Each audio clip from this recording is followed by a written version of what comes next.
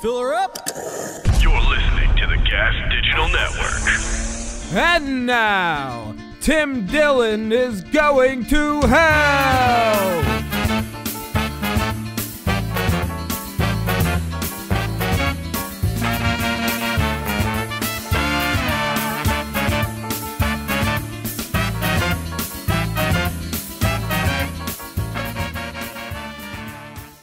This is a really interesting episode today. We have Kurt Metzger on, who's a writer, great stand-up comedian.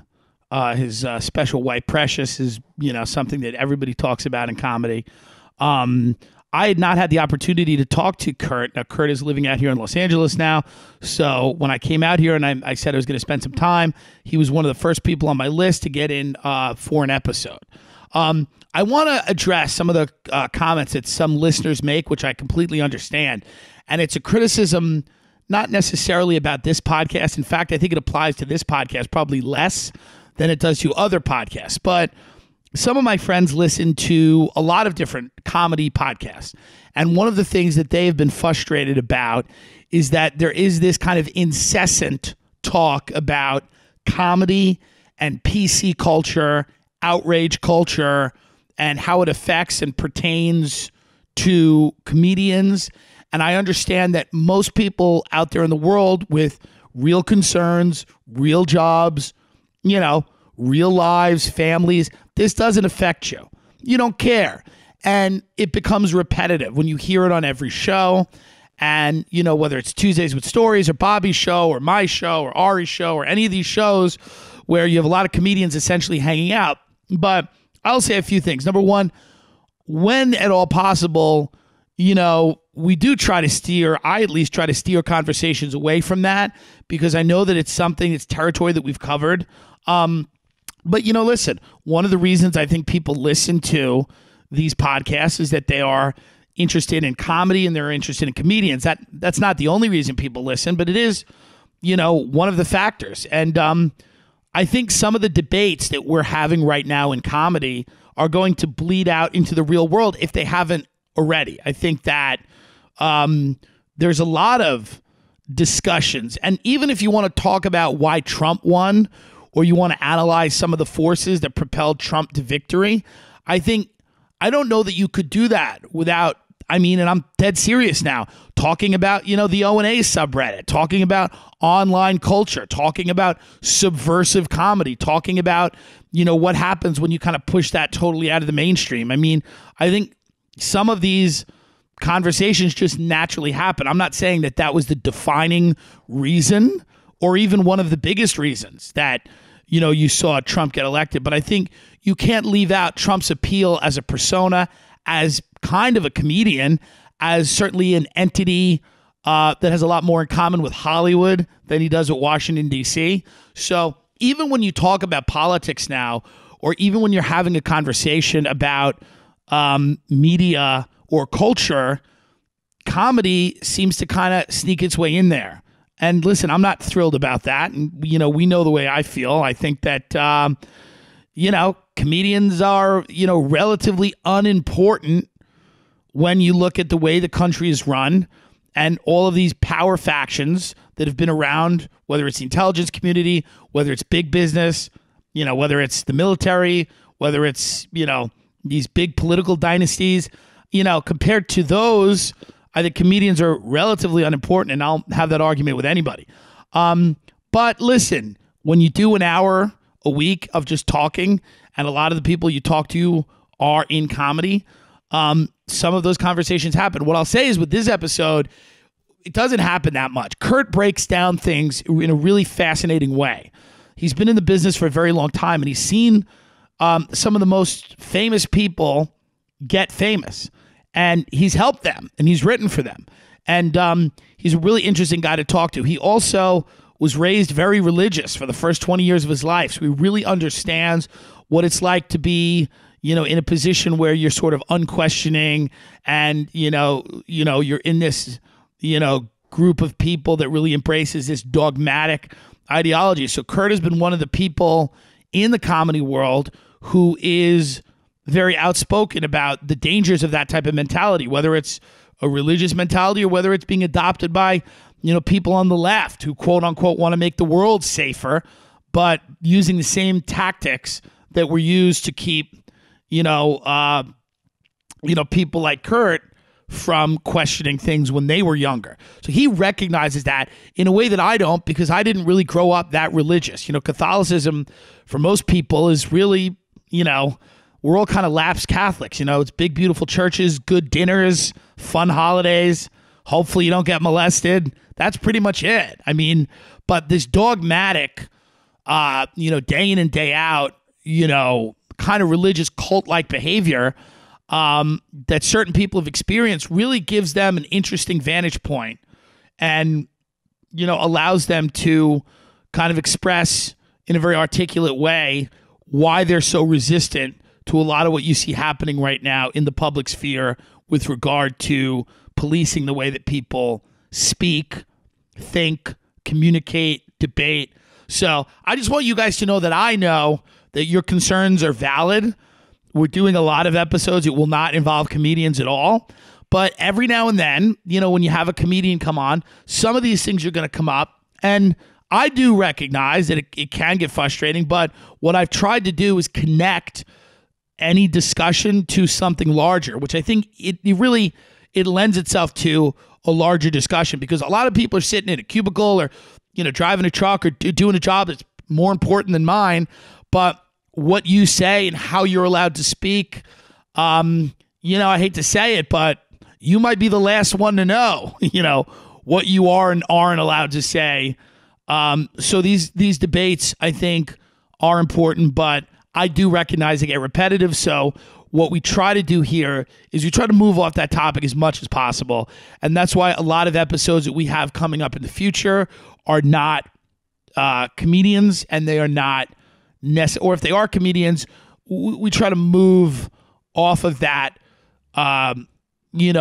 territory, because it's been well-tread territory. So I understand it. But this is a great conversation with Kurt Metzger.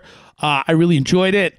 And he says a lot of very interesting things, not only about comedy, but necessarily about society. About one thing I love is when he talks about serving at the pleasure of rich people.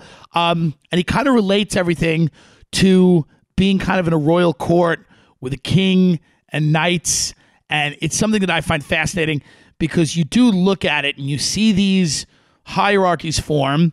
And even though in our part of the world we have not had, a monarchy in a very long time, when he starts describing Hollywood and, all kinds of different power structures, using the monarchy as an example, it really makes sense. And it really is interesting how hardwired we are that type of structure still surfaces in all of these different ways. And so listen, it's a great episode. If you can, rate and review and subscribe to the podcast on iTunes, gasdigitalnetwork.com. You can subscribe, promo code HELL, and you will get all of our archives. Again, we have over 2 years of archives, some really, really interesting episode. And if you've not checked out either the Smiley Face Killer episode or Ari Shaffir or my battle with the New York Times comedy critic, or the dark web episode, which is very interesting. We talked to a guy who's kind of radicalized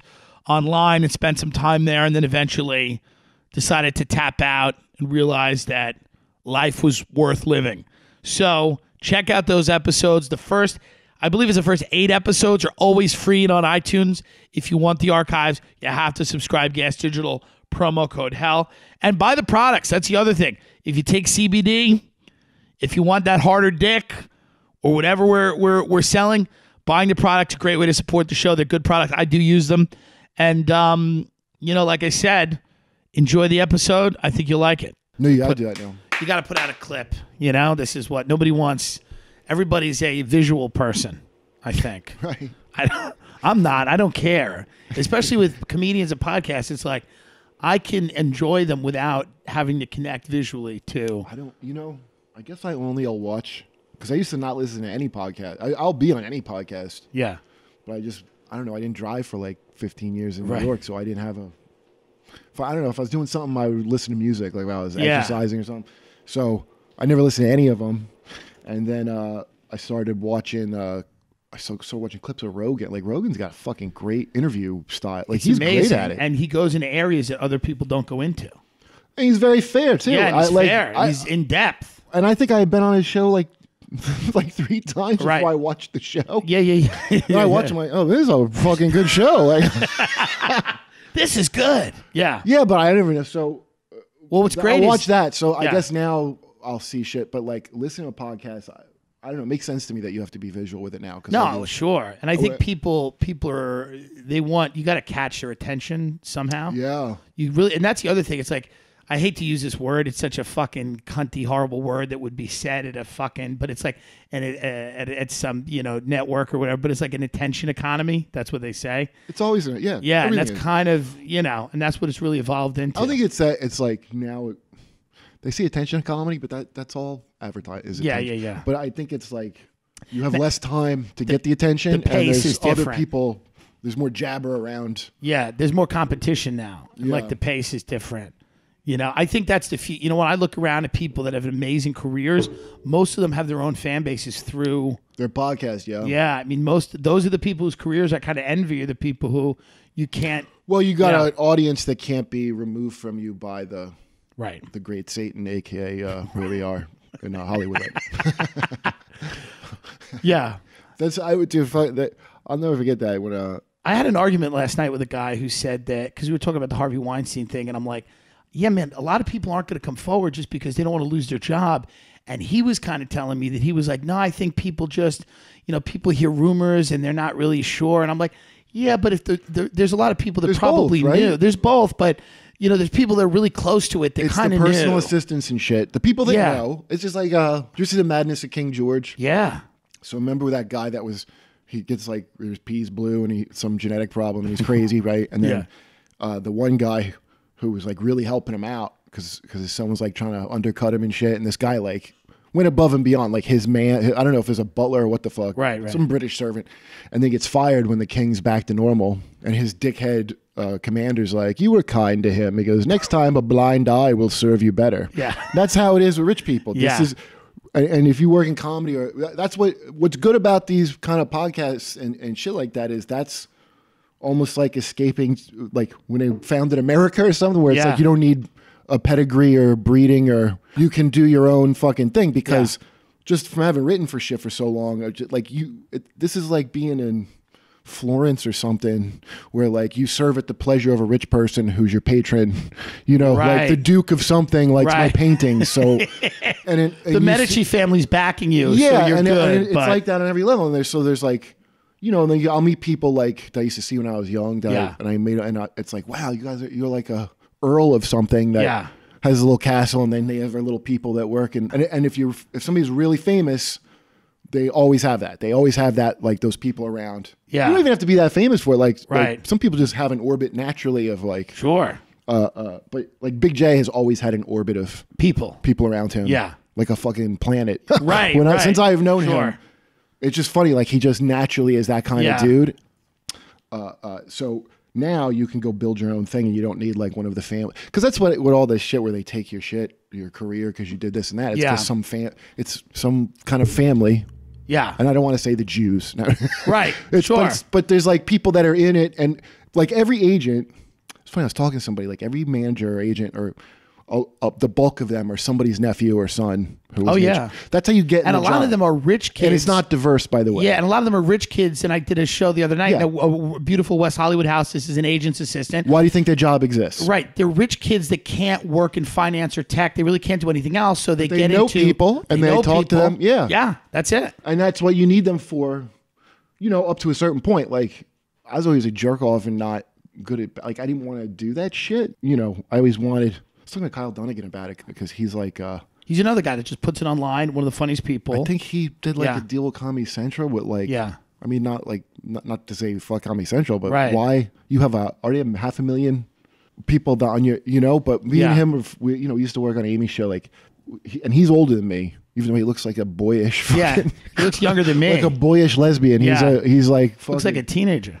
But the mentality is like from the 90s, like where when I was watching is like, oh, you get on Comedy Central and then you have your thing that you're on a lot. And it's hard to break out of that mentality. It's hard to wash that out. Yeah, that's why I'm impressed by this, especially Rogan's things. I'm really and Rogan always was like working on shit, but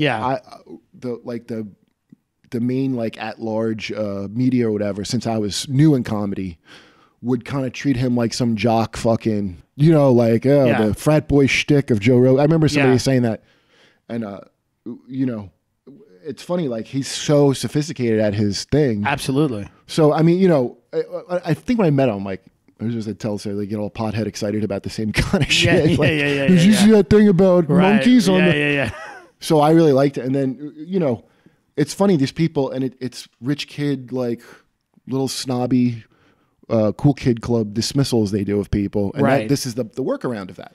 And thank God it's here. Like I mean that and that's what I think the future is. Like I think going forward, people that grew up with this stuff and grew up idolizing or looking up to the people that they're listening to, and not so much the Comedy Central or, I like Comedy Central, but not so much any network. Yeah. Those kids that are getting into any type of creativity, they're looking at, they're looking at their phone and they're looking at people that they're following on Twitter and Instagram. They're not, I grew up, like I would sneak downstairs and watch Letterman, So the TV was everything to me. Like the idea that you would get on television one day and that was a whole process that you needed to learn how to do. And now you could just basically and you wonder how much, if that's going to bleed, and it's starting to bleed with media. Like I think media is starting to, now media, unfortunately, you have like 4 or 5 companies that own everything still pretty much. Like you have a massive consolidation, but you wonder, you have the things like Rogan, and to me, Rogan's podcast, is a podcast that makes news, So well, it's got a big enough, because it's got a big enough audience that they can't just do their little smear. Right. I mean, it's so crazy to be like they, but like everything that you would go online, like whatever, to find a article or something. Yeah. It's unbelievable. Like they're all in the same. And I think it's because there's some lazy fucker. Yeah. Who's just like reading the other shit online and regurgitating it. And so that's how that story we're talking about with the Tom Jesse Smollett. The hoax. Well, I don't know if it's a hoax, but we're thinking just it's a hoax. Him being a veteran, a Vietnam veteran, was a hoax. Oh, we're talking about Nathan Phillips. Oh yeah, the Covington thing. Oh yeah, that was ridiculous. Well, yeah, but that people, was crazy. I watched a Bill Maher episode, and he made a joke where I'm like, wow, that's just like, the story's wrong, and it's no one cares. Once, because I always liked that Bill Maher show, but I was like, what the fuck, dude? Did you not notice? And he always seemed like a guy to me too. And I mean, listen, people make mistakes, but he seems like a guy who would say the N-word on his show. Yeah, that would say maybe, but he never smirked at an Indian. Yeah, he has values. You know what I mean? Like he has values. That type of guy. I'll tell you what. First of all, the Religulous, which is very entertaining, I think. Great, very funny. I don't think it's a good. It's not for anybody but somebody who wants to. And when I was, it's not converting anybody. Yeah, it's like basically it's him just smirking at all of Christians. Yeah. Except, but not an Indian with a peace drum. They would never smirk at that. That's the great. But he would smirk. It's just him doing that, like, Right. At which I thought was very funny too, by the way. I didn't have but it wasn't a very good argument, like the Chris Hitchens book, God's Not Great, was I thought well written, but not the. Well, it's a scholarly. The Dawkins one I didn't like, because I'm like, you don't get it. Like Hitchens at least spent enough time with all these groups in their part of the world to have an idea what he's fucking talking about. So if you've never been in a religion or some kind of thing like that, it's amazing how much people that grew up without it don't get it. Yeah. And maybe should have had some of it, because, for example, like Bill Maher's like grow up or die, like. Well, now they got rid of that, and it's cool to not be in that. It's people aren't growing up; they're little whiny babies now, right? And very like tribalist. I'm not even just talking about the fucking social jihadis, like the fucking whatever, whoever's online going back and forth, like antibiotics and bacteria. Well, Camille Paglia was like, there's a lot of people that don't have any idea of religion, and those people are unprepared to encounter deeply held beliefs. And when they do, and they're kind of religious. Steamrolled, right? They're fucking religious. Right, they think that it's unbelievable. Like, because I wouldn't say I'm an atheist. I guess agnostic, right? Is what you. But I earned that. I don't know if it's a better way to say it, but I earned that. Like I did 20 years of hard religious time. Yeah, and I understand what it is, and I understand what it is that I didn't want to be part of. Yeah, and these people. If it's so bad, like that, why would you take every single shitty part of it. Like I would be like, oh, I hate the groupthink. I hate the punishment, you know, for my thoughts, or the fucking ridiculous things that are like, this doesn't really apply, but you're just applying it. Yeah. Like all that rigid kind of shit and all Absolutely. the clerical nonsense, and then the authority structure, which I don't agree. All that shit, we're keeping that. We're just getting rid of the the love and Just getting rid forgiveness of Christ. We're just getting rid of heaven, the only good part of it. And Yeah, the like forgiveness and the love. That's a great point. I've had people yell because I'm facetiously saying when I do religious Yeah. stuff, like but I have people like, you know, I ask if like they think Saddam Hussein could be in heaven. Like I ask it like kind of a dickhead, like, do you think it's, and then so no, someone go no, and I was surprised. Usually they say because Saddam Hussein when somebody answers, Right. It's all just a trick. So like say it's not up to you, and then go into my thing, right? But this girl goes, because there is no heaven. I'm like, well, not with that attitude, there isn't. Holy shit! Yeah. But just the fucking confidence. Yeah. That like. Well, that was I the mean, guy last night that we were kind of having this argument about Weinstein and stuff. It was kind of it was a militant atheist, and I have no problem with atheism, but like he was so confident about it, and he was so confident that all of the people in Weinstein's orbit, had they really known what he was up to, because people were moral and decent and good, would have just quit their jobs. And I was explaining to him how institutions work and how people don't do those things, and people are terrified of doing those things. Well, they often are good. It's just Yeah. with absent a profit motive. Right. Well, that's the thing. Yeah, that's Like- it. Yeah.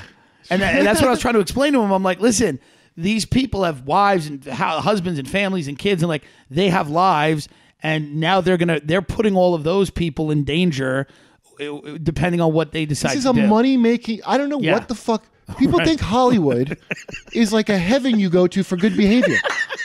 Is that what you think this is?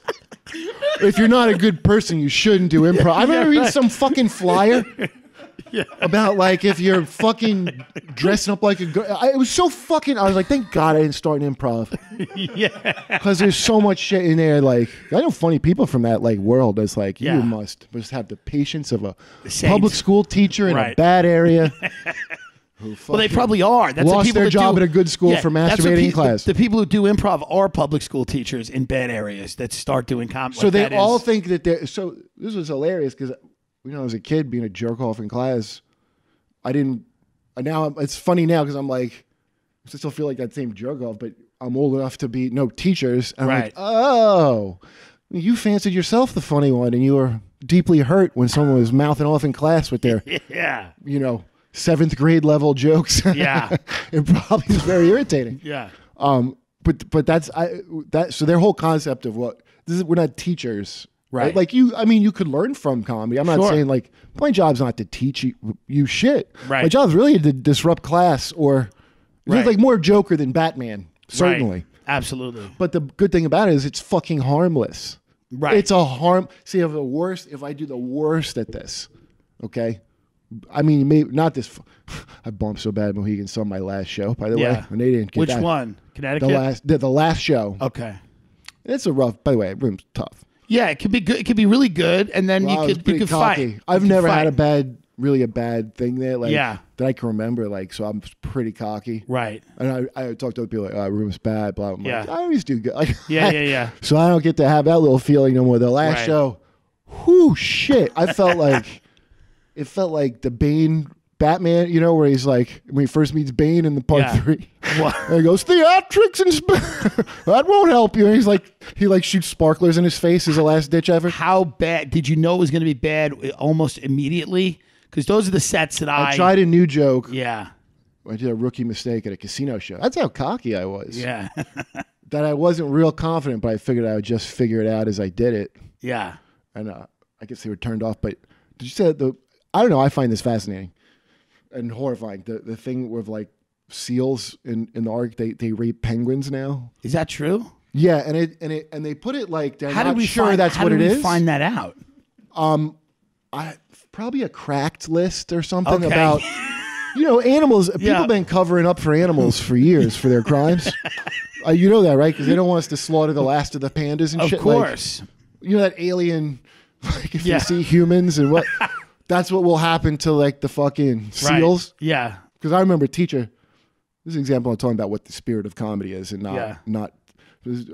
My biology teacher, Miss Ocean, in the 7th grade or 8th grade.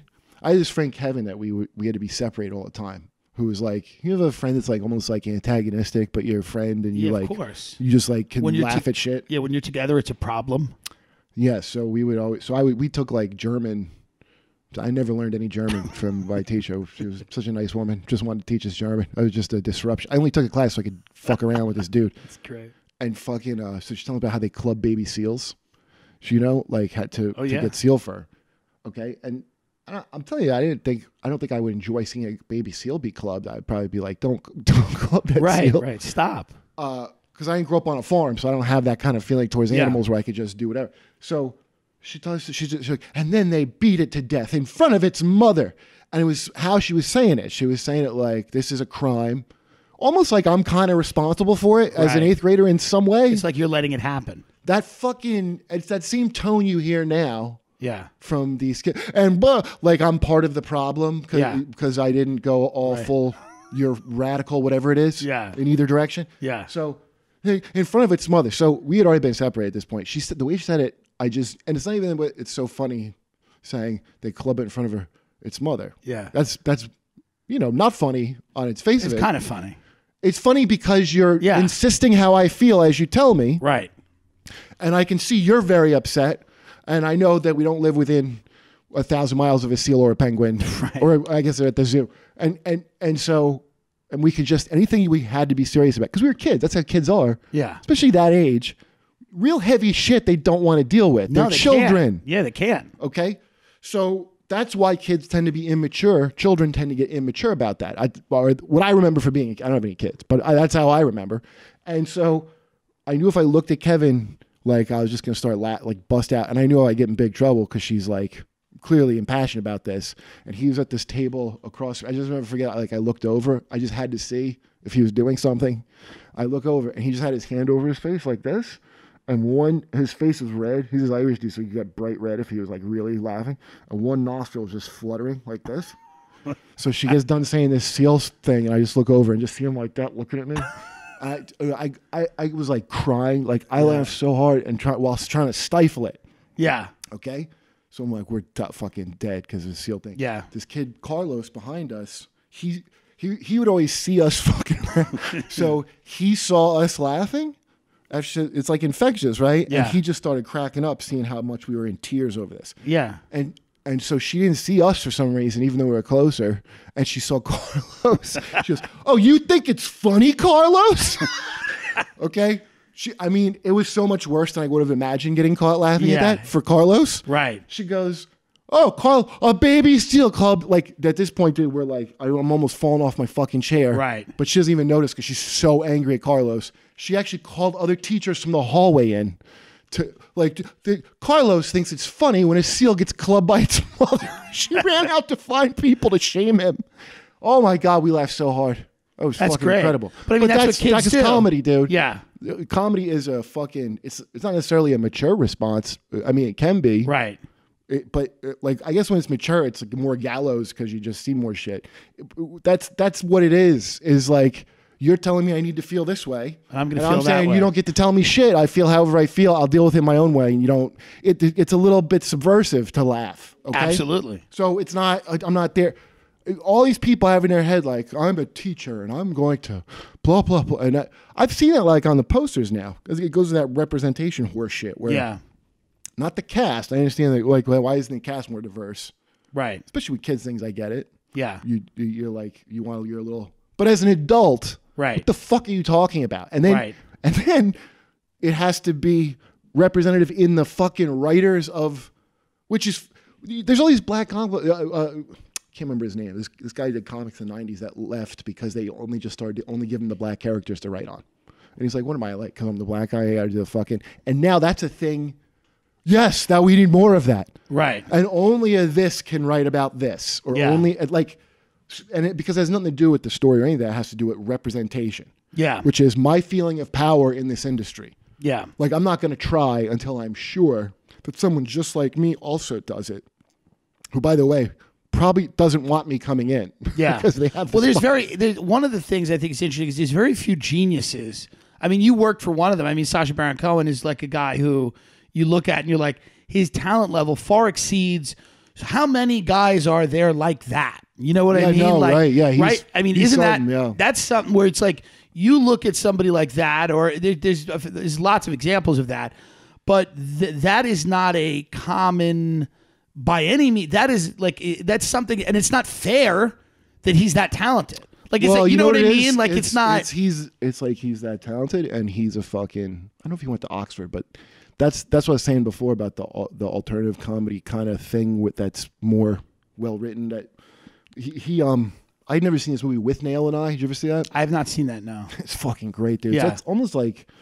Not like Blazing Saddles, like it's similar, but just like a thing that was made that you could never make again. And it's UK? Yeah, and it's fucking great. What's it called? With Nail and I. It's about out-of-work actors. Okay, I think Mullen in London might have brought that up to me. I'm not sure. It's one of the sounds familiar. It's one of the best written things I've ever seen. Okay, comedy-wise, and it's it's great, dude. Okay, I'll check that out. Yeah, and so and it's all about like class, like race. Class is their race, I guess. Of course, almost really. Yeah, compared to here. So same kind of themes, but it's their version of it. Anyway, it is like it's a kind of like how he is like if he hadn't been privileged, I don't think it would be the same. Right. So, but that I don't give a shit where it comes from. Like right. I'm sure Mike Epstein grew up rich just based on right seeing his thing. But that Never Fade Underrated. Like, dude, I laugh. That makes me laugh till I cry. That fucking special. Yeah. That's silver. The one he's got the silver suit. Yeah. Everybody everyone's interested in diversity and all that shit. Like, yeah. You get good shit. It's just you don't need to Chairman Mao the people. Like, well, now the farmers are lawyers and the doctors are fucking farmers. Right. It's like then we all starve. Yeah. That's what you're doing with this shit. What was it like working on that show? Because that was a wild show. I don't know if it's coming back. It was great. It was like and also the feeling of the oldest. Was that teacher? I was like that. It was that feeling. Yeah. Or like holding a laugh. Like it was just fun, dude. Yeah. Yeah. And then he really delivers your fucking lines. So, I mean, he says the shit you wrote. Like, yeah. If you write a good joke, he'll shoot down jokes. I was doing an unscripted pilot the same week that came out, and when you watch that, you're like, fuck. I know. I mean, you're like, while I was there, I talked like this guy Dan Swimer's a really good writer. He had all these other things he was working on, and then Ann Hines, the other guy who showed me that movie With Nail and I, and Ann Hines, I guess, created the original character. He's been with them the whole time. Yeah, and Ant is like, what do you call it? Like they have these great projects that they're doing on their own that sound like so much like a new idea yet also accessible than any of the shit. And a lot of it's like real. Yeah, not like prank, but like really fucking really interesting shit that you're like, well, you'll never see that here unless we take it. Right. Right. Yeah, I was really like impressed. I was intimidated by that, but then they were just so easy to like joke around with. So yeah, no, I mean, it was amazing to watch that show and the things that, it was kind of funny watching, how good and talented he is, because to me, like his characters are always so good and so funny that even though they're in these crazy situations and crazy things are happening, the characters make me laugh more than what's going on. Well, like, what I like is... Yeah, like the Billy Wayne Ruddock character makes me laugh. Yeah, right. Just, he doesn't have to be interviewing anybody. I don't care who he's interviewing. It's hard to get a... like the ideal thing to me is like when you get them to do something, it doesn't have to be like mean. I'm not into the whole like these targets are despicable and we're right. And like 9/10 of people. I mean, look at it however you want. I don't care. But to me, it's not high stakes like that. It's like it's worst case scenario. You look silly. It shouldn't be the fucking end of your life. That's why I don't think it'd be another season, because would you ever make it again? People can't take a risk of something like that. And I like when it's he's like an actor, so they're acting with him whether they wanted to or not in a play on the spot. That's what I think is really fucking the most interesting thing is when you get them. Sometimes but none of them know. You don't think any of them know? We would never. Right. Goodbye.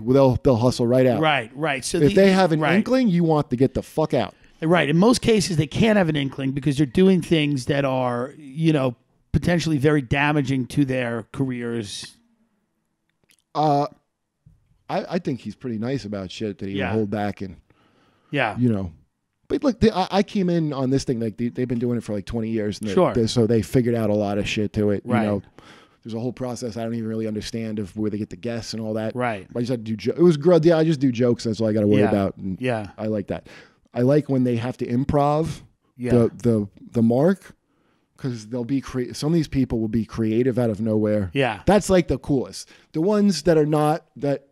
Depending on the joke, though, like where you're saying the character makes you laugh, like if the jokes are strong, then the ones where it's just them going like, well, just reacting to, well, that's weird. Yeah. It does, like some people are good straight men in it.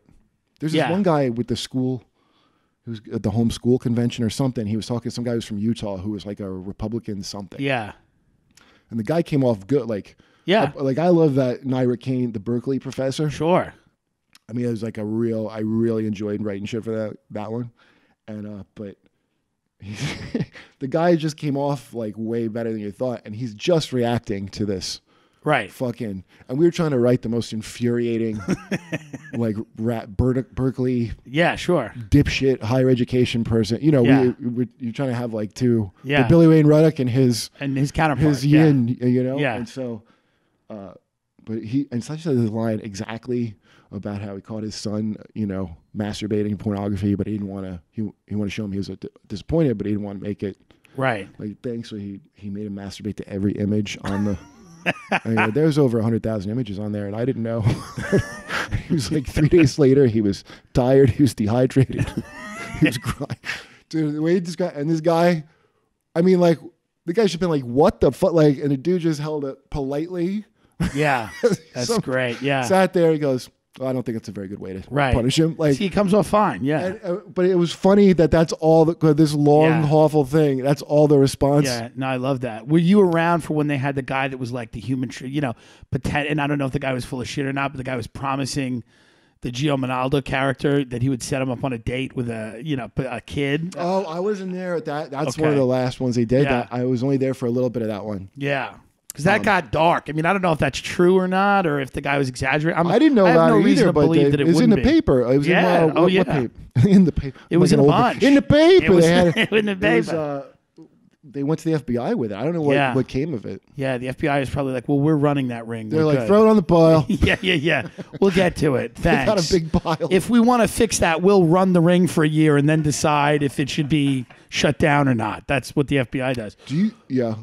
I forgot what I was going to say. Go ahead. Okay. No, okay. What are you're in LA, you're sick in New York. Do you think you age out of New York? Do people age out of it at a certain point? Not if you have money to live in a fucking really nice place. Right. Just I can live in a nicer spot Right. for less Money, money. all money being equal, either way, would you still be there if you had all the money that you wanted, or No. no? I don't listen. I don't want to. I didn't plan to have winter my whole life. Like, Right. It's vicious. yeah, like, Yeah. I'm like, I guess that's the old part where I'm like, but Yeah. I don't know. New York's a good. The parts that I liked about it, I liked for a long time before I was just like, Yeah. this feeling of fight or flight all day, Yeah. overstressed me. Right. And then you were like, this is a more relaxed place. Yeah. Yeah. Big time. I mean, I guess with comedy wise, it's like, well, there's less spots or whatever. But I Yeah, who wasn't cares? doing 7 Yeah. spots a week or whatever. Yeah, And if yeah. I got to work on something, no, I'm tired. I don't want to do fucking that. many Yeah, it spots. doesn't matter. Doesn't matter anyway. What would you like? Would you like to do? At this point in your career, are you into like creating a show and being the Oh, I'm showrunner? going to do this podcast now. Yeah. I'm going to start my thing. So you're thinking like you've been a writer. I was doing a forever, Race Wars. I yeah. would like to still do, but Yeah. I live in New York, and there's no course. way to do it. Yeah, but so even you're like, listen, the future is not. I don't care. Like, Either one, wherever you work. How does it mean? Is like there's always some little thing that somebody needs. Yeah. Sometimes it'll suck if I have like some kind of gap and I don't have anything. Yeah. I did this one thing where I thought I was going to be working on something, and then I had no road shit booked up. I mean, it was just like a stretch of fucking brutal.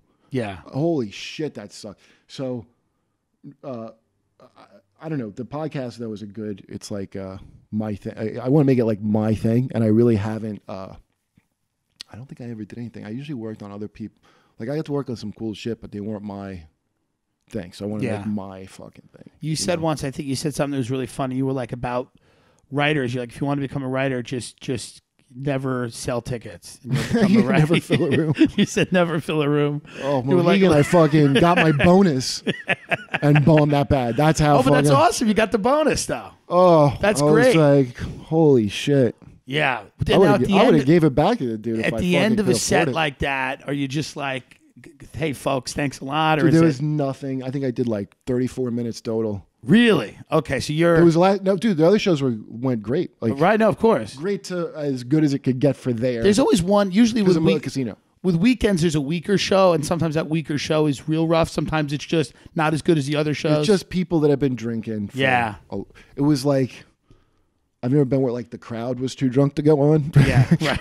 But that was half of them. Then the other half were like, maybe you should add some drinks, loosen up a little bit. Right. So Just the everybody who worst shouldn't have drank. yeah. But I mean, when I say bad, like just talking about like the nature of a casino place where the people are shit faced or whatever. I don't mean like I actually always like that room. Yeah, I love the room. You know, the like room's good. Yeah. I don't want to like fucking badmouth it, but it could be hard. A casino it could be fucking hard. It'd be difficult. You never know who's showing up.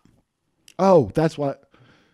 So we get off on this tangent. That I was talking about seals raping. Yeah. What? Right. Well, they're raping penguins. That's crazy. Scientists don't know. The article's Can great. we stop it? Should we stop it? Well, they're like, let's not rush to call it that. Okay, I love that. Because you guys still be scientific. Except Sure. there's 3 different videos from like 3 different angles. Of penguin rape. And so clearly is what's happening. Like Really? the seal. Can you describe the video? No, Because I'm trying to think how it even happens. Penguin's a bird. seal they're all hanging out. Yeah. It's like, I don't know. It's probably a seal that you know. I'm Right. surprised. This No, the is- seals. The fuck. Like, It's probably. by the way, penguins rape dead bodies. Is Dead that true? Yeah, dead penguin bodies. So penguins are Not all. penguins are. I don't mean to Yeah. upset you if you. So penguins are necrophiliacs. Yeah, listen, animals. This is what I'm Yeah. saying. The reason I Okay. brought that long clubbing Right. story is that clubbing is they had it coming in some of them. Yeah. It's like in Revenge of the Nerds where you find out the nerds maybe. You can't step into the animal kingdom and start assigning value and saying what's right. That's and what the what's wrong. scientists say, but I Yeah. would say watch that video because Yeah. it is. I mean, it had every earmark except for the penguin being on a pinball machine. It had every earmark of the first of all the penguin's like, Yeah. it's trying to like bite the seal. It's disturbing. That's But crazy. By the way, it says that like warning. This may be disturbing. This may They always this say that. may, Like, this may trigger you if you've been attacked. all bestiality they put a this may. They don't just assume you're going to be disturbed. Right. They're like, there's a small percentage of you that will be fine with this. That will and- enjoy it and continue to search for it. Yeah, and Yeah. So I said some shit about it, and then I said like, you know, how do you think it was reported though from the seal, like in Seal News? Right. right. Seal genius finds use for penguin. And I think I lost him there. And they were not on board. Yeah, They were off. You know, sensitive. I think they were Sensitive just like, people. I don't even Couldn't- think it was anything. Couldn't get on board with. I don't think it was anything PC. Like, No, it wasn't PC. I just think that they. I think that was they're like, what the fuck's he talking about? Right. Penguins again? I have a drinking over here. Yeah. Something relatable. Talk about punching my wife in the face. Something that I can get on board with. Yeah, or just something like Yeah. I probably came off like a real Yeah. city Twinkie, I don't know. I try to like pinpoint it, but then I just don't think about it. Yeah. Then you're just like, brutal. all right. I haven't It's had fun. You one need like those. that. You need those every now and then. I knew. Well, one's always coming. If you like, Yeah. I was glad there I had it Yeah. because I could at least say it's hard because the casino Sure. to myself. I feel like that when I have like 3 really good shows, I'm always on the lookout because that's if you have 3 amazing like headlining shows back to back. For me, it's usually like the 4th show when I walk out with no armor, totally cocky. Let's try new stuff, and then all of a sudden, the audience looks at me like, "We're not your friends." I think you can do it. Yeah, Yeah. right. Like There's this part of that when you they look got to at you get like, "What?"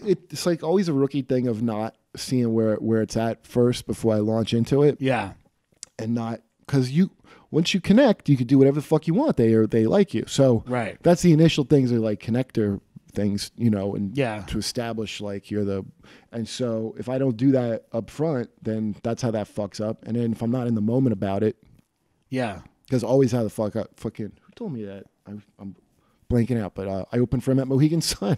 Yeah. Bobby Collins, Okay. Yeah. who's like a real Yeah, I know Bobby. He's like an old school dude. He's been doing it Bobby's forever. but he gave me really good fucking advice. Yeah. which was like, he's like, you're not being in the moment. Right. He's a great comic. He's a guy he knows how to, work. He's a pro. I mean, he's a fucking pro. He's a pro, He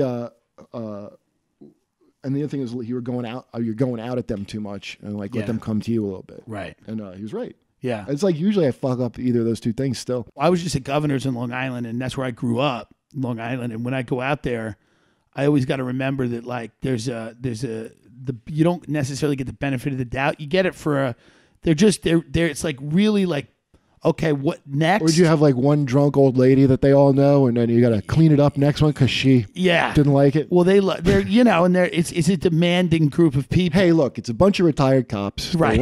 Right. They don't want to see some fucking. Yeah, they want you to be on the ball.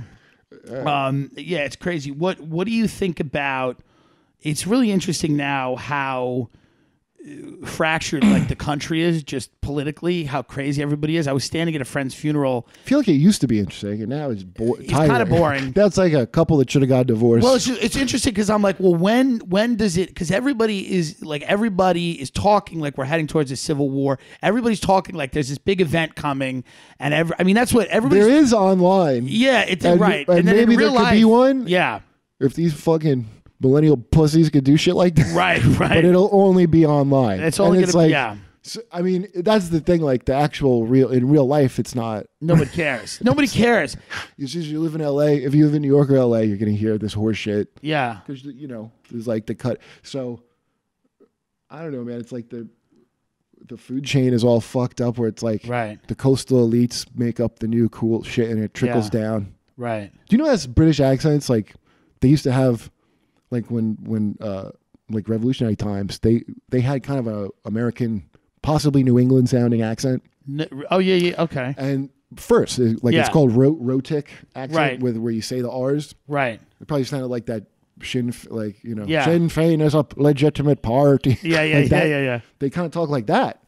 Nobody knows really exactly what they spoke like, but they know it was a Rotic accent like that was closer to American than British, than proper British. Then the royals and shit started talking almost like the Castilian Spanish it's a regal like Majesty and all that and that trickled down all the way to the fucking Cockneys. Yeah. And that's why they speak like that, because they were copying off the new like cool way to speak. That was like the royal people did it. Yeah. So and then it split off, and then you would think that we lost our British accent. It's not what happened. They lost our accent. Right. Having a different trend. And you think that's what was kind of you seeing now, where you have like the royalty. I like the way you described Hollywood as essentially like feudalism. No, but that's the royalty. Like whoever's in the fuck, and it's like a little feed. Yeah, it's a so it used to be a tabloid loop. Things where like because this is if you think of, I don't know why you started doing stand up, but I got into it like I could do. I think I could do that. Yeah. Like an obnoxious. Do you know what I mean? And a lot of people feel like they could do that. In fact, everybody feels like only a few people like I could never do that. Right. Okay? But I suspect they feel like they could do it. Even when people say they can never do it, they almost say that for you to prove them wrong. They want you to be like, no, you could. I might just be suspicious. I love the fucking somebody solemnly telling you. My friends told me I should try it. I'm like, yeah. Oh, I see the light on your head that you're like, I don't give a shit. Go do it. Yeah. Fucking, who cares? You're kind of thinking of sort of maybe doing it. Well, that's great news. Nothing could be less important than the idea that I want you to, or anybody nobody wants you in this bit. Like nobody wants. Fucking Barry Crimmins said like this, like a Syrian refugee crisis of comedians. Like, yeah. No, we don't need you, and I'm not here to usher the next generation in. Yeah, I don't give a fuck. Like, unless you're funny, I'm like, oh, that guy's funny, or that girl's funny, or that Yeah. It's an individual thing, and it's like funny, like a lighthouse pin that you gravitate to, and it'll naturally be diverse just because of that. Yeah, if you go by funny. But anyway, the trickle down shit is like, what's the cool? Like I didn't understand what Stella was, but then the guy who ran Comedy Central, like his kid liked it. Yeah, that upper class, like it's always worked that way. Trickles down like a fucking. Like they think they could, like basically you have this job because everybody's allowing you in society to have this job, which is somewhat true. Like sure. But I hate that. I blame a lot of this behind the scenes shit, and like even Last Comic Standing just showing the process too much. Yeah, and that makes people think they fucking know it now. Yeah. So they even more are like, well, you're in that. They have no idea what you do or what your life is, but they imagine that you this, and that. They've never tried it, so they're resentful of like your position that they made up that you have. Yeah, and then or what I experienced when I've had them kind of people come to me is they think like they get you now, like they whatever you like they're Right. they're gonna eat your heart and have your courage or something. Like they Right. all think that. Yeah. And it almost goes back to that no heaven thing. Like, so there's no heaven for them. Yeah. Right. So their heaven is doing this. Right. That's their heaven. So I was just wondering about, we didn't believe in hell as Jehovah's Witnesses. I was like, and I'd argue with like Baptists or something, knocking on doors. And I'd be like, why do you want there to be a hell so bad? Like if you got 3 scriptures that say there is, and I got the same amount that say there isn't, why are you leaning towards there is? Right. Because if you take it literally, it means you're going to be watching the people from heaven. You're going to be like watching them forever. Yeah. While they're burning. Yeah. Which like, I'm like, oh, that's because that's why you want to do that. That's like, what it is. yeah, you were out fucking and doing bad and I did it right. Now I'm watching you burn. Yeah. So that's that's the thing now is like, that is their fucking, because there's people that don't have joy. They don't do a thing. Right. They either like. They're on the sidelines. There's always like a fucking shitty hack kind Yeah. of glorified hack thing in comedy. I mean, that's been Sure. forever. Yeah. It just never had this layer of like spiritual superiority or whatever the fuck where Right. you're like what do you think that I'm in? First of all, who the fuck was it? That fucking Professor Bunsen Honeydew from Australia that everybody fake liked. I'm trying to think. Her name's not Nanette, but it's Hannah Gadsby. yeah. Yeah. So she- Bunsen Honeydew. Great. So That's a so- great. yes. Google that, folks. So I mean, it's a great. and I think she's got some kind of spectrum issue or something. Certainly. It radiates off of her. But it's trendy. Like her mental illness. Like you can that's see a she doesn't trendy- know, but she yeah. like everybody's throwing. This was kind of shitty. Yeah. Like at her, although I actually watched the shit. So Yeah. people say it's good. I'm like, oh, you didn't watch it, Right. And I've had people like that, and I put it on to make them, and they Right. beg me to take it off. Yeah. I won't say their name because they. Well, Mullen had a great joke. He's like, what if it's only a trailer? What if no one's ever seen it? What if it doesn't exist? Yeah. And everybody's like, it's amazing, but it's literally just a trailer. Yeah, no, they haven't watched it. It's because it's not about the thing. But if you watch it, her points are so terrible. Right. I mean, they're No, so they're bad. bad. And they're bad. They're they're Picasso not- dated a 17-year-old. Who cares? I mean, it's Whoop! bad. What are you, jealous? Does it right? I'm jealous. Who cares? It doesn't matter. By the way, Right. you were hitting on that guy's girlfriend. Right. It's trying to do God knows what to her. Nobody. Why don't you Something. tell us what you do? But it's like lots of us in comedy had a terrible thing happen to us, or several, Sure. and we make jokes about it. It's not humiliation. It's actually born of being humiliated a lot. Yeah. You don't get to have your dignity and be a clown. That's right. You fucking. Right. Where the okay? So anyway, she goes. Oh, it's like this gibberish speech she gave at the women Yeah. in Hollywood. Yeah. Fucking whatever. Women foundation. decide where the line is, and the men are yada. It's well. The best part is there's like 2 black people, 3 black people there, Right. and the camera keeps cutting to them to show off the fucking diversity. It's such a But diverse. What they do instead, because it's like a breakfast thing. Right. Instead, they show a bunch of black people, Yeah. surrounded by white people, having to hide their reaction to Hannah Gadsby. Right. Yeah. It is. Which is a normal human reaction. I mean, it's the and they're the fucking- only ones in the room having it. Dude, the it's the suppressed- normal human reaction. Just watch the speech time. Just watch the black people thing. I'm like, Yeah. what the fuck? Yeah.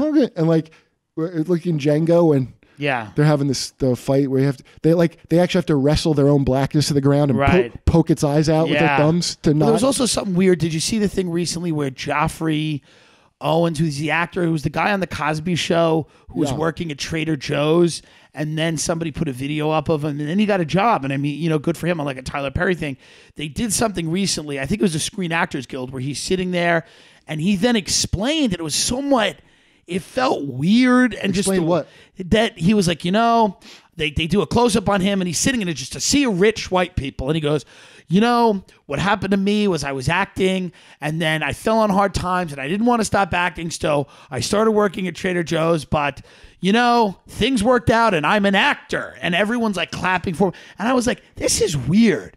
Like, this is a weirdly. Well, of course, that's what you do for once the royal fucking something. Yeah, I was like, this then you do your- feels yeah. weird to me. Let the guy just be an act. Like, No, let he's him. got to do his dance for the fucking. Yeah, that felt Do you odd understand? to Like me. they can't Yeah. do this shit. And just do it. First of all, why would you do it unless you were being looked at for how fucking great you are? That's Right. the entire point of it. That's why you're an idiot to get moral about anything in Hollywood. Like, do you imagine? Right. Are you that stupid that you imagine that any of them give a shit about any of that? Are you fucking crazy? Right. And then you watch the people where you're like, are you lying to yourself that you're into? Care about it? And that's what money does, man. It fucking. But there's a thing where the big like. I was a member at the Emmys. I was watching who got the award for what's that fucking show? Transparent. Was it Soloway? Yeah. So I'm watching her get her award. It was right after Jeffrey Tambor gives this speech where he goes, if I were the last cis man to play a transgendered woman, I wouldn't be sad. And everybody's like applauding, like that's like, yeah. Did he just fucking go like if Al Jolson was like, if I was the last blackface, please, as soon as I've made my living from it, let blackface, right, like. It's not that heroic of a thing to say. Yeah. Like, I don't give a shit, by the way. Well, sometimes it's just funny, and it's like, Amy said something, and Amy's insanely talented, but I think she said something to Ellen where she was just basically like, I got a new movie coming out. She's like, I wish we were at a point where a woman of color could have played the lead. Like, she said something like that, and it was just kind of like, well, then I'm sure she deeply believes it. Yeah, right. It's just like, right. It's like, she made a movie about weird. She made a movie about a comic gets hit on the head and thinks all this new crazy shit. Right. So it was just kind of weird. I feel political. Yeah, right. So I was just, yeah, I don't know, but look, once you get your little fucking validation trophy. Yeah. Okay, you're gonna like I don't know. I've never succeeded on that level, so I don't know exactly how hard it is to go through. But you've been near a lot of those people that are really at the top. I mean, they were always going to be at the top. Right. Now explain. Now, if you could explain, they were all the people I saw like blow up. Yeah. Were always going to be do that. They were always going to blow up. There's a certain way you got to be. Yeah. And I'm not even judging it. Like, I'm like, right. Okay, now, if you think I want to be famous, I want to be whatever, then you're going to have to do certain shit. Now, that someone articulate when you say there's a certain way you got to be, because I could sell blathering nonsense on a talk show that's the flavor of the day to show you're with the shit, or I don't know, take your pick of things, just selling out your fucking joke or a fucking like, everybody's in trouble for their old jokes. Right. So then you got to watch all these, like, I'm not singling out Amy, like a bunch of, but no, I used to make those jokes, but now I see the jokes are the problem. That's because they gave so Patrice explained this to me, man, at the Sheen roast. It was like the last time I hung out with him. Yeah. And we only have for I was supposed to be helping him with his jokes. He mostly just had him they need something for teleprompter. So, and he had he could have done it off his fucking notes, but they're not going to allow, that makes a producer nervous. Sure. So, but it was like 2 hours. He was explaining this shit about the business to me. He goes, just so you understand, it's like a dragon's mouth that you're in. You're not he made me not want to even be at the time I wanted to be on the roasts. I remember, and I remember when he's telling me, I'm Jesus, but so I think when I see Jill Soloway when she got the Emmy, she's on stage, dressed like fucking Doctor Who, like they all do. Yeah. Like Temple Grandin and Doctor Who. Yeah. And a fucking bolo tie, okay? And she's got her Emmy. She's like, fight the patriarchy. And everybody's like, boo! I'm like, are you all like this fucking... But maybe I wouldn't have seen it except for this shit Patrice told me. But like that, you're holding one of the dragon teeth in your fucking hand right now, which is a message to you. Like if you look at it, it's holding up a... Yeah.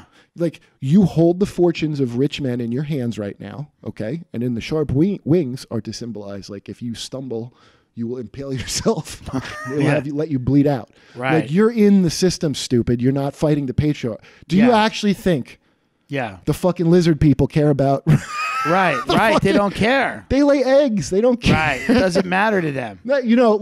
They're just interested in I say it as a joke, the lizard people. Of course. No, but listen, it is a lizard-like quality that you got to have. When you make a certain amount of money, I don't know what. I had a friend of mine who was in finance, and he's like, I think it's around a certain amount of money. It could be different for everybody, but he goes, I meet people that are have a net worth of over $100 million. He goes, they're different.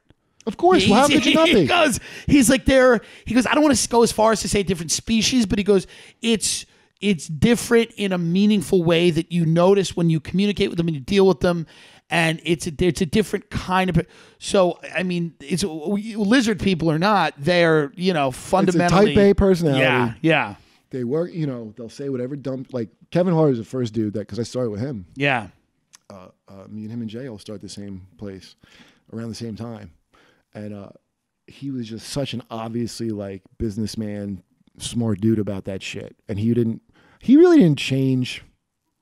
I mean, like, he was always the same dude, really, that looked like he was going to be that, whatever that is. Do you know what I mean? Right. The only thing that changes is like the fluff they say on things, Yeah. when everybody does their Mario Lopez smile, like Right. the hotel room where Mario's so excited about every piece of shit that's pay-per-view and that Right.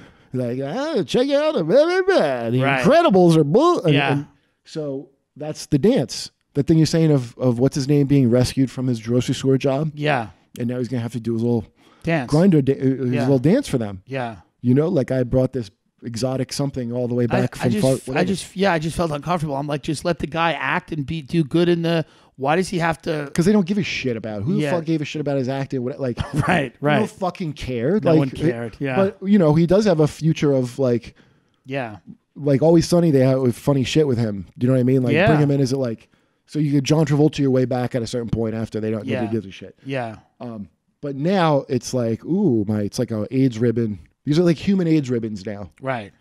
They pin on their little fucking Yeah. It's crazy. on their lapel. So that's And- what yeah. Hannah Gadsby, and I don't think she has the spectral Right. the She may spectrum not aware- have the awareness. the spectral yeah. awareness to understand what's happening. Yeah. But I don't know. It's very easy to see like having been very religious, very easy to spot Yeah. what's going on. Well, it's also like I had an argument with a friend who would talk about like the deplatforming on Twitter and stuff. And I'm like, sure, there's an ideological element to it, but these companies just want to make money. Twitter and all these guys, they want to make money. This is why they exist. They're profit-driven companies. So they didn't ban Alex Jones 2 years ago after Sandy Hook. You know, after he had been saying those things forever. They banned him at a time when the media had basically created a firestorm and people were angry and there was a public outcry and it looked like it could be bad for the bottom line. It could be bad. Their investors called them. All these companies. Yes, they use the same Yeah, reasoning right. that they used back in the day to not put the black recording artist on his album and instead put the white kids enjoying the album on the Right, cover. right. It's the same reasoning. Yeah. The same coward reasoning. Yes. And that's why it's so rare that good things come out at all. Right. Because you're always up against that. Yeah. Because it's such pure profit motive that, you know, like I said, listen, I don't have money like that, so I don't know what that's like. You know. Yeah. I'm sure if I was young and got a lot young, I would fucking probably be whatever. I know I got hooked on OxyContin at one point, so I can't imagine that money would be less of a like an addiction. No, I was on cocaine. I got hooked on a lot of things, but the thing about money is what's amazing to me about it. I'm just not, Patrice really talked about a person like he was like he doesn't understand money. Like he had that great bit about not understanding money. To me, it's like there are some people that really truly understand not only money but how to like interface with the world. Some people I know people that luck into money. That are just around rich people, that are just around, that can get opportunities in an interesting way. That's its own That's its own art. Yeah. I mean, if you think about it, that's kind of what you're doing when you're a stand-up and Yeah. like, people But I think there's more, there's people that are, I think stand-ups are working for it, I mean, if you're getting on stage for an hour, you're working, But I think there's a lot of people that are just very good at just kind of figuring out how to have the right opinions in the right package and have the right friends, And, it's always like that. Listen, it was Yeah. always like that. It's just what's changed is the parameters of it, Yeah. and they're even worse than they were before. Yeah. Do you ever think of having kids ever? I mean, I think if it happens, fine. Right. Right. Like, Yeah. if I Anthony Bourdain some kids out the last on my way out, and I don't have to worry about college. Sure. Yeah. But I don't want to do it on purpose. Right. But that, that's other shit too. I just wouldn't want to pass a certain kind of gene down. Yeah. It's like, and I wouldn't inflict on a kid if I could help it. What I certainly would have. There's a lot of shit I wouldn't put on a kid. Yeah. That I would be afraid would. Well, you're also a guy that and the thing I've always respected about you is you kind of you will be, and you've said this before, you're like, I will die being right. Like you're Well, I mean, you know what I I mean? can be Like you're wrong, like, I too. will fight the battle. I'm just not gonna fucking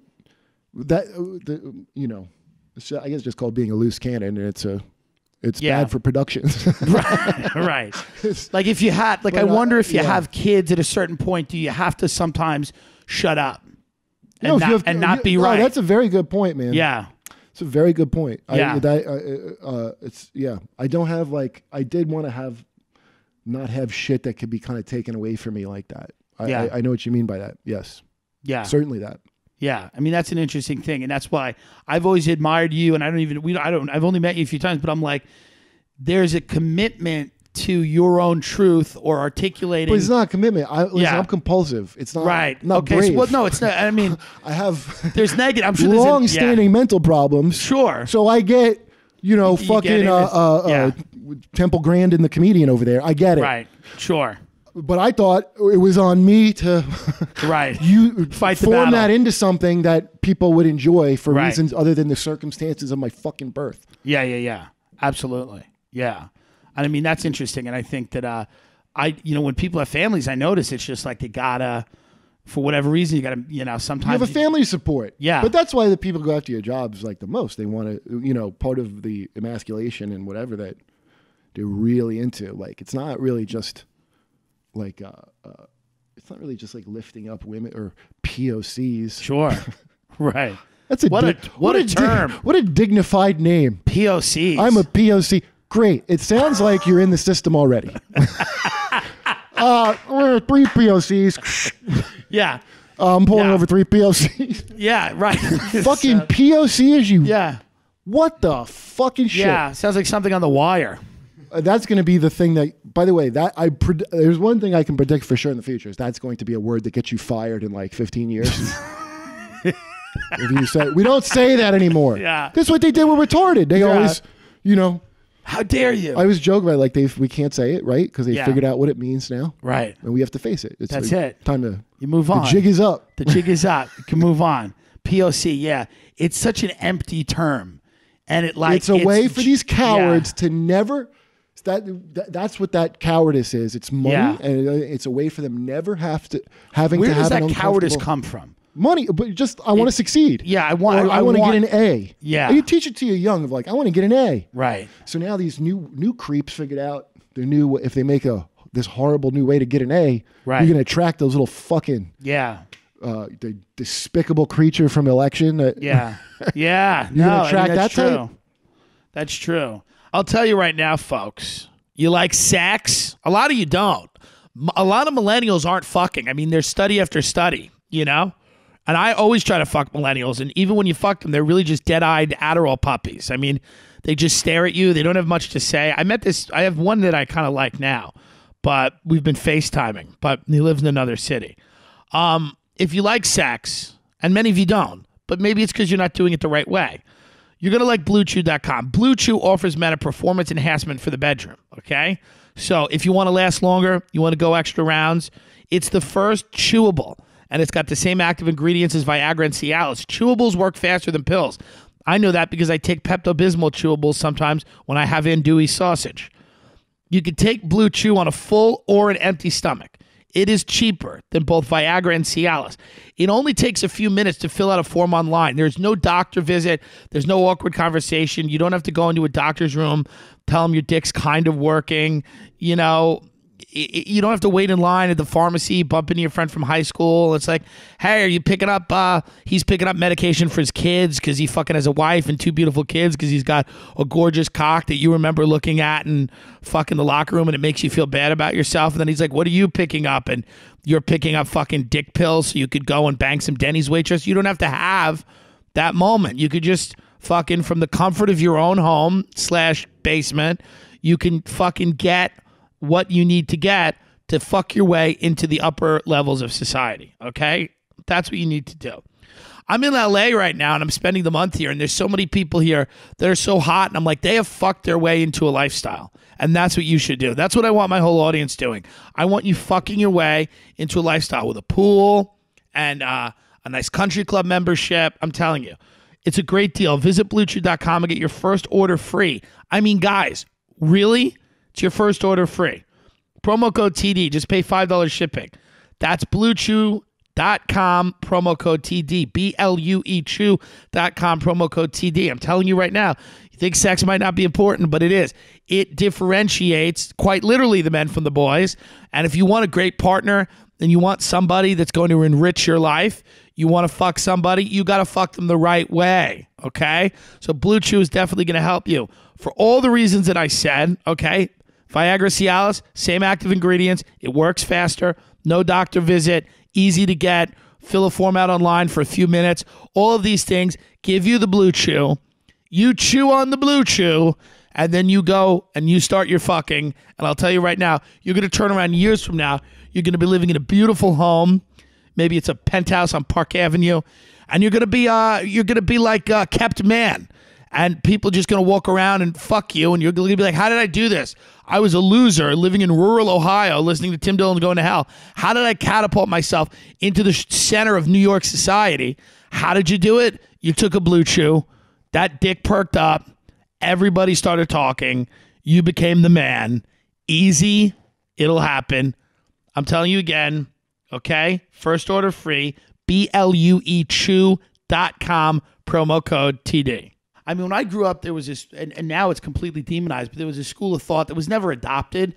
But there was a school of thought of like this kind of individuality. I was born in 85 too, so throughout the 90s, you had like this, they had these sayings where like, well, if he jumped off a bridge, would you do it? And things like that. And now it's kind of like everybody has rejected that notion entirely of just kind of being your own thing. And this idea of like marching to the beat of your own drum or any of that horseshit sayings that were never half meant. They were never really. You know what's crazy is well, yeah. Well, that's when you hear that marginalized shit. Like, you know, the religion I grew up in was a marginal religion. Yeah, and you were knocking on doors. We wanted to be marginal. We were on purpose, right? Wanted to be marginalized. You were right, and everybody was wrong. Yeah, we had the truth. Yeah, like that. So that's the thing I try to think about because I remember the feeling of having the truth. I don't have like a confidence like that. I have a like.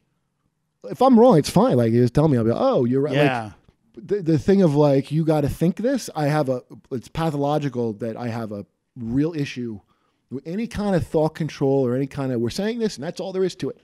Right. And go fuck yourself. You're not going to tell. And then there's a threat of being disfellowshipped if you don't go along. Disfellowship me now, fuckface. Right. So it's not like courage. It's like a spite.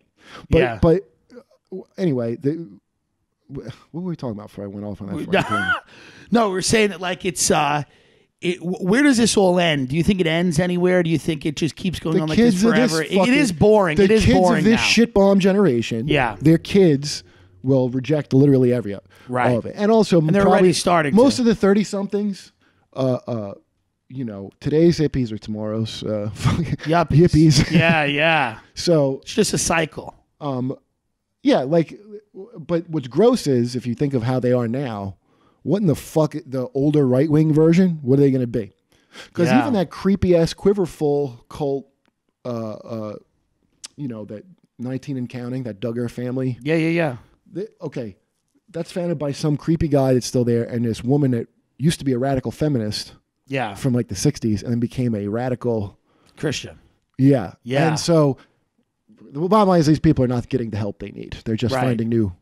They're just finding new extreme there's positions. A lot of people that are not comfortable in chaos. Like I was always kind of somewhat comfortable in chaos. I grew up in a chaotic situation. My mother's a schizophrenic. I was a closeted gay dude. Like I had to lie to everybody. I had to lie to myself. Like my life was. I never had the truth. I never thought I had the truth. I always if I had anything, I had to lie, and I was good at lie. I was decent at lying. So then I had to get real and get sober and do all these things. So to me, I meet a lot of people that are they're not comfortable in chaos. They need to have the world arranged. Well, I don't even think it's way. I think it's because chaos isn't the most comfortable thing. I think it's needing to control. Right. It's like really like. Yeah. Well, that's where they get power. They seek power through control. Yeah. So all the control freak shit, it's like almost like the control freak thing of being like a real artist, but not any of the art. Right. You just have the control freak, but just not the control, but none of the end product. Yeah, like I don't remember who said it, but that thing about you gotta break some eggs and make an omelet or whatever the fuck. That's like a famous thing, I believe, from like the Soviet Union. The guy goes, "Well, where's the omelet? Like, the fuck's this omelet you've been talking about?" Like, I see the broken eggs and the mess, but where's the omelet?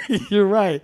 It's coming. Well, that's the thing with Soviet Union. It was always like, well, the next, real communism's coming. The gold, the real red revolution's on its way. The paradise is coming. The utopia is coming. There would be a civil war over that before a race war. Right. 100%. Of course. But I don't think there's enough. The bottom line is that's not a threat. What? Because all these people are in power with things making money, so they're not. Do you think there's any? I talked to somebody once, and they were like, the only way for the next generation to rebel, and this is now kind of impossible, is to become Luddites and just kind of reject a lot of the social media and stuff like that. Is there any? Oh no, they can become just the opposite political spectrum, like right, they do. That's what that's sane. What do you think all that fucking Peppy the Frog shit is? Right. It's this. It's just the reaction. The commerce shit is that attention economy you're talking about. Yeah. And I've been watching YouTube's like sure on a plane. I'm getting on a plane or something. I'll be like, we do it till 5 a.m. here. I mean, it's not a healthy diet of information, but it's. Well, there's like I enjoy it. It kind of sucks because it only sends you stuff like the shit you just watched. Absolutely. So it's I'm like, is there not more stuff on YouTube? Yeah, right. There's millions and millions of views. Don't cater to what you think. What are you doing? Like that's where I would like control. Is like let me just see what's there. Yeah. But anyway, I'm watching these things, and you can see the ones that are just copies. They got inspired by the other one, and they're not as good as the first initial thing. Yeah. And then that's when you start to notice these arguments, the same arguments over and over again. Over and over again. Usually about Star Wars. Right. Or whatever, like, right. And like in-depth analysis, all that shit. Yeah. So I'll watch stuff on YouTube to get away from that. I'll watch like hacky sales trainers giving conferences and Marriott. Like I'll watch crazy shit because I just want away from the same arguments that everybody's fucking have. Dude, I'll cleanse your palate with a nice Ty Lopez. I'll watch, exactly. Dude, I'll watch crazy shit. I'll get grifted by a fucking scam artist because it's more. I'll watch Islamic fundamentalist preachers. I mean, I'll watch shit literally just to get away. Peace be upon them. Yeah. We should say that. I mean, they're very charismatic. They're very charismatic, I mean, I'll do anything to get away from, they just keep feeding you the same shit. I'm like, all right, let me fuck them. The YouTube algorithm, let me fucking throw a wrench into that. How about a little Ty Lopez and then a little, Ramzi bin Al-Shid or whatever. And let's see where we go. Yeah, right. Well, so the things that stand out, like those Rogan clips I watch, always stand out. They're great. Shit I've seen. I don't know, there's like a few, but I noticed that like they do kind of fall by the wayside. Like what'll die first is the business of making money off the people. What? Yeah, right. Because everybody has to age. So guess what? You think you're gonna have the energy to give a shit about a fucking right? Tweets should be called farts. That's how important they are. That's true. And when you say it to me, you go, "Did you hear when he farted? It has no place in this society." I'm like, "Yeah, but I mean, it's you are going on about a fart. It's gonna dissipate. Yeah, it's over if you let it." Yeah, it's already happened. That's so funny. It's such a great point. No one's gonna have the energy to give a shit forever. Yeah, it's just you're not. So, but that's why they try to create. Unless it's your job, like New York and LA, it's your job to give a shit. That's why you go to Ohio. They're like, what? That's why they try to create the generation of tomorrow's fucking bullshit. And so, listen, we all don't have two moms, so not everybody's going to be passing this propaganda on to their kids. Right. Yeah. No, it's true. 100%. I want to not care. I want to get to a point where I can just kind of be like, that's a lot of white privilege. Yeah, it's true. That's true. Black people have to care. Right. I know. Really? What black people you hang out that have to fucking care about that? Yeah.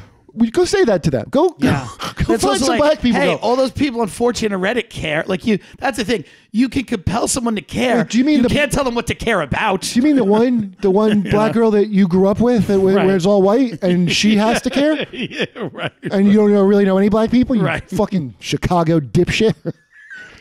You fucking segregated. I miss New York. Well, I don't know how it is now, but New York was always a place where you were in. It was diverse by the nature of everybody living on top of each other. Yeah.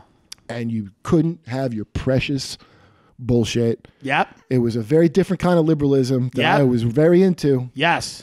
Where there wasn't that fucking little that was like New York, because you couldn't be like that. You couldn't. And you were tethered to reality. That's the only thing about gentrification is like it. gentrification ultimately is the allowing of people to bring their suburban shell with them wherever they go. Yeah. What do you think the catcalling thing was about? Right. We right. pretended it was all the white guys who catcall. Right. The business guys It was catcalling. some silly white girl who Right. moved to a black an area, Right. and that's a little dominance move they're doing because they're like, what are you doing here? And by the way, they always going to do that. All you got to do is make eye contact and hold your ground a little bit. You're not even in any violent way, Right, or right. anything. You just have to, hey, hi, how you doing? Yeah. You literally just got to do that because they're trying to see if you stuck up. Right. And this is like, I will. And you are. So yeah, so that's what the fight is now, is for all the weakest fucking dipshits. But I can't say anything to someone if even if they rub their dick on the side of my face, don't make me have to say stop. The best friendships I've had are people that I don't want the burden of being the rude one, Right. asking you to stop rubbing your cock on my face. Right. I could get killed. Okay? No, it's not the same as consent. Sitting there and are you fucking crazy? Yeah. Not as a child. Sure. Which was, I was 15. Oh, I get it. You were a kid still. Right. That makes sense. Right. I was 23. I was in my 20s. An adult, a legal adult. Right. Who can go to war. Yeah, the only people we don't care about getting fucked are the kids. I mean, that is the one group we've decided. Hey man, those people can figure it out on their own. Get your kids fucked. Yeah. Very, very heavy fundamentalist religious something. Yeah. Where there's an authority that you don't question. Right. Now, Jehovah's Witnesses, I'll say for them, the authority was like, they were not, even though they were like the authority in a way, I didn't really ever, and we moved a lot, so I didn't see people really abusing that authority. They were very clear, like, it's not you're great. Right. They hammered that in. It's it's almost like a commie kind of spirituality the way they are. Yeah. But it's its own kind of robbery of your, right. of who you are. Yeah. But it's, so anyway, that fucking that authority that you can't fucking say anything to, having that, so that's what real hardcore fundamentalists have, okay? And then that's what the other side has, these leftist dipshits, like, that's a woman of color, a POC, and you don't ever, like, everybody is Kim Jong-un. Right. Everyone is strong and brave. It's all the words are meaningless. Right. So that's going to get your kids fucked, just so you know. Right. It's right. like, liberal parenting, extreme conservative parenting. It's amazing the amount of getting your kids fucked you guys do. Right. That's what it leads. I'm saying that to all your extremist listeners, I guess. Yeah. Listen, it's you guys. Yeah, they're all out there. They're out there. What do you think when Patrice died? I feel like comedy kind of lost something. Yeah, lost Patrice. Yeah, but to me, it was like he was somebody who was important, and there's not too many people that really fill his shoes. I can't think of it. I mean, yeah. He buried in a piano crate, of course. Right. Right. Yeah, no, I don't know. It's like a guy you'll never get to talk to again. What are you going to do? Yeah. Yeah, he was phenomenal. He was amazing. What do you have? Are you excited about doing anything coming up? Race Wars is such a good podcast. You're going to do a new podcast. Yeah, I recorded a few. I'm going to release them together. And I just got to come up with a goddamn name that's really holding me back, dude. Well, we'll promote it. If you come up with it in the next week before this comes out, we'll tell people. Do it by like Monday. I had like several. Race Wars, you guys had some great fucking throwdowns. I can't do that without Sherrod. I just can't. Yeah, Sherrod. Yeah, I mean, Ann Coulter, Sherrod, Yamanika. I mean, it was a great, Like, I don't think it would be as good without me, but Sherrod can do. And I just mean in terms of like it's a thing called Race Wars or something. Yeah. Like Sherrod could do it, but like, I thought you guys were great. It was two of you. He's a good, real, it's so now I got to figure out and I also don't want to be the fucking commenting on this shit. I know. Guy. Like, you know what I mean? Like, there's the problems when you come with the theme. Yeah. I like the hangout ones where you're just talking because you probably get into talking about that kind of shit. Yeah. And I like segments. Like, I'm not so into the get into your personal life shit that like like Howard Stern. Jay always loved like him yelling at Benji and then they're mad at something. Yeah. I fucking hate that. What's shit. that about? Yeah. I like their bits. Like I always thought the bits like really good. So I don't know. Because I kind of was toying for a second of going full woke, and I would love that. And like, but then I'd have to commit to that goddamn like old Colbert theme every time. I would love like the reverse Jamie Kilstein. Just go now. You're just woke. Yeah, like the wokest. Yeah. But I don't want to. I mean, again, that seems like that could be a segment. I don't want to have to. No, you don't have to commit to that. What I think That's a lot to commit to. With this of a thing, we bit. just try to have conversations with people. We try to not always bring in comedians because comedians we all talk about. We cover a lot of the same ground. I mean, everyone covers it differently. So it's like if you can find, I try to find people that are like have interesting jobs and aren't comedians that are willing to talk, about them. I just made me think of like in times of great stress, I turn into woke Kurt, like like a Hulk of woke. Yeah, it's like it's a superhero. Just glasses, clear glasses forming up. Yeah, they fog up. You wipe them off, and then all of a sudden you can see clearly. You're like, oh, I can see clearly now. Before I was seeing through privileged eyes, but I have now, green glasses. yeah, now I can see all of the oppressive structures existing around me at all times. Yeah, man, it's fun. So if people want to follow you on social media, Yeah, I'm on all them. You're things. all that stuff. I just put my shows on them. So. yeah, White Precious is still one of the best specials ever. Oh yeah, I got to. Dude, if you have not watched that special, you're fucking insane. Let me. I have Go. my date to tell you. Please. Fucking. Please. I'm being a real silly goose. No noise system. Hold on one sec. Is this just dead air right now? Well, We'll edit it out. We'll edit it out. It's magic. Oh, you do? Yeah. We're in a garage in Eagle Rock. We'll figure it out. This is. We can get there. Okay. It is. Oh, so I'm going to be in Plano. I've never been here. Plano, Texas. You ever been there? Never. To Hyenas? Yeah. I've heard about it. Never been there. Thursday the 14th through Saturday the 16th. Okay. Awesome. So you can get tickets on Plano, Texas. Hyenas. KurtMetzgerComedy.com is my website with dates and shit. Okay. It's social media, Twitter and Instagram or any of that? Kurt Metzger, Twitter. Easy. The blue check mark one. Gotcha. Not the fake one. If there's a fake one out there. I don't know. There used to be a lot. I don't know now because I don't fucking go on Twitter. Yeah. That was the fucking old school thing that know, Yeah. people would like impersonate you and try to like fuck with like Yeah. fucking insane, dude. But People like are I said, crazy. there won't be. That's why There's there'd something never be about a- those trolls that, as despicable as they are, there's something hilarious about the fact that they like that type of person exists. Like Dude, that, I honestly, I like the ones that suck. Like if somebody course. makes you laugh with it, yeah. that's like I'm always like I'm into amazed it. at the people ready to go. Like the people 'cause down, mine- the people down at Ground Zero with the fake 9/11 victim things on 9/12, like ready to go immediately. With those people to me are like that's an interesting breed of person. Wait, they were just making a joke, or they were trying to? No, scam? they were scamming people. Oh but yeah, they that's were, not a troll. They were ready. No, but it's just the idea of like that type of person who's ready to scam immediately, and the type of person who like will just go online and like wait for someone to do something and then just like use that to fucking either like impersonate them or something like that. I'm not equating them, but these are the people that just watch for these opportunities are Hasn't interesting. Stephen Azizi paid enough? Yeah. right. What did Mullen say? You were saying something before? He's like he would troll the most hilarious so funny. ways. Yeah. So funny. I always thought it was so funny. I know Yeah. people that were like pissed off at him, like people get really mad. And I mean, he's so goddamn funny at it. Yeah, but it's people that don't have a sense. I think it's people that don't have a sense of humor, Or or it's, like blasphemous. or they feel like their privacy is invaded or something weird. No, it's the if you make fun of them. I know this from firsthand. Like if you make fun of somebody Yeah, in these things, and like yeah, I know because I had this one maniac who, yeah. I found out later that because I made fun of her after she comes at me like a fucking Right. idiot. Her friends were laughing about it. Right. I don't know what I guessed about her, but somehow I nailed it. Yeah.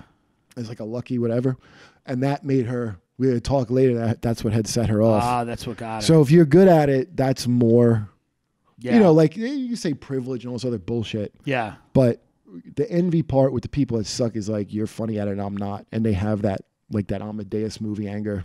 Right. You know what I mean? Like there's a real like Yeah. there should anybody who's funny like you immediately Should should be get fun, along with. yeah. I can't imagine not getting along with somebody funny. I just can't agree. imagine it. Yeah. I agree. In fact, Right. they could be more kind of dickish to me, and I would give a lot of leeway for how funny they Well, were. you just talked about that friend you had where you guys were kind of like, every now and then you were antagonists, but you guys were funny. Well, it was funny because we were marginalized. Right. This is for a marginal job. It should Right. be. This is not Yeah. a STEM field. Right. It's a it's a Yeah, fucking yeah. marginalized job for freaks. Yeah. You don't have to look like one. Right. But you have to have okay. And so in step one, you have to embrace that you're not. Right. You know, it's just so much fucking. Absolutely. Well, listen, I appreciate you coming on. Everybody go see Kurt Metzger. Go to kurtmetzger.com, kurtmetzgercomedy.com. KurtMetzgerComedy.com. kurtmetzgercomedy.com. All his dates. Hyenas in Plano, Texas. Listen to his podcast when he comes up with the name of it. And thanks for coming in, dude. I really appreciate it. Yeah, thanks, man. Yeah, thanks, buddy.